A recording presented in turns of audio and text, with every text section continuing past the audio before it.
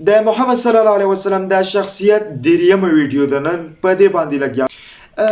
مخکې له دې چې ویډیو شروع کړو یو څه وایم، هغه دا دی چې زموږ او ستاسې عادتونه له چا څخه دي، د کومو خلکو عادتونه ترسره کوو. فکر وکړه، یو ماشوم سریال ګوري، له سریال څخه فارغه کیږي، راځي دا ورځې په جیران کې د سریال د اداکار عادتونه ترسره کوي. ښه مثال یې درکوم، د سردار سریال، یو ماشوم به هغه سریال وکته، د سریال څخه به چې کله فارغ شو، ورځني ژوند کې باید د سریال عادتونه ترسره کول. راته به په سړک باندې به همغه ډول ته خبرې کولې، راته به په سړک باندې به همغه ډول ته عملونه ترسره کول، راته به په سړک باندې به هغه اکشن او عمل ترسره کوو. ولې؟ ځکه چې د سریال اداکار ور باندې تاثیر کړی و، د هغه شخصیت، د هغه عادتونو ورته مهم دي، ورسره محبت لري، خوند یې ورکوو.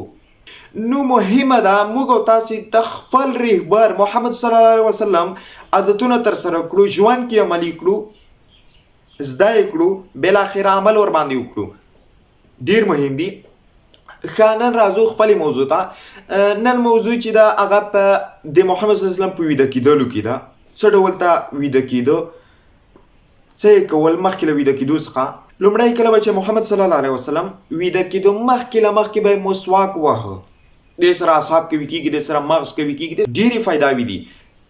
مخکې له ویده کېدو به یې مسواک وهه. یو په ښي اړخ باندې به پروت و. کوم اړخ؟ څه ډول ته؟ یعنې دغه لاس به په ښي اړخ باندې مخ ته ورکوو، بیا به دا یې څملاستو. دویمه خبره. او دریمه خبره دا وه چې کله به څملاستو بسم الله به یې ویله او د خوب دعا به یې ویله، اللهم باسمک مت واحیا. څلورمه خبره دا وه چې کله به څملاسته شپې په تیاره کې به راپاڅېدو، خدای جل جلاله ته به یې تهجد لمونځ کوو، زارۍ به یې کولې، غوښتنې به یې کولې. بله خبره دا وه چې کله به د سهار راپاڅېدو، د سهار دعا به یې ویله. کومه دعا ده؟ په سکرین یې هم درته لیکم، ګورئ. الحمدلله الذي احیانا بعد ما اماتنا والیه النشور. دې دعا سره به راپاڅېدو.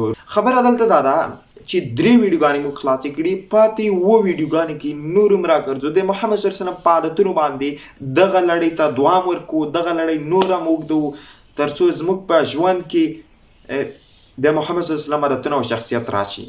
ومن الله توفیق.